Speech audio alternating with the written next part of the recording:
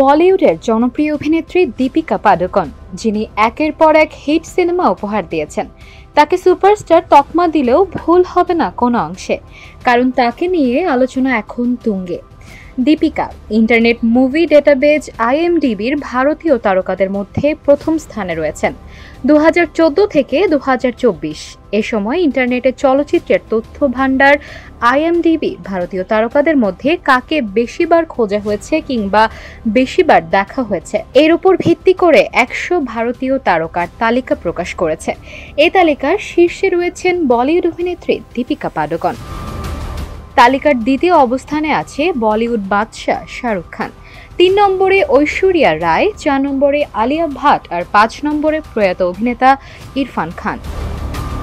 এই তালিকায় আমির খানের অবস্থান 6 নম্বরে। তবে লাকি সাদ যিনি দখল করে নিয়েছেন, তার নাম দেখে অশ্রুসিক্ত হয়েছেন ভক্তরা, কারণ তার অপ্রত্যাশিত মৃত্যু এখনো সবাইকে কাঁদায়। তিনি হলেন প্রয়াত অভিনেতা সুশান্ত সিং রাজপুত। তালিকার 8 নম্বরে জায়গা পেয়েছেন বলিউড ভাইচান সালমান খান, 9 নম্বরে আছেন ঋত্বিক রোশন, 10 নম্বরে অক্ষয় কুমার। প্রথম 5-এ বলিউডের 3 নায়িকা জায়গা করে নেয়ার কারণে নায়িকাদের অনুরাগীরা সোশ্যাল মিডিয়ায় লিখেছেন, বলিউড আর দক্ষিণ ভারতের সিনেমার তাবর নায়কদের টেক্কা দিয়েছেন এই 3 নায়িকা। দক্ষিণ ভারতের নায়ক প্রভাস, রামচরণ বা আল্লু অর্জুন জায়গা করতে পারেননি প্রথম সারিতে।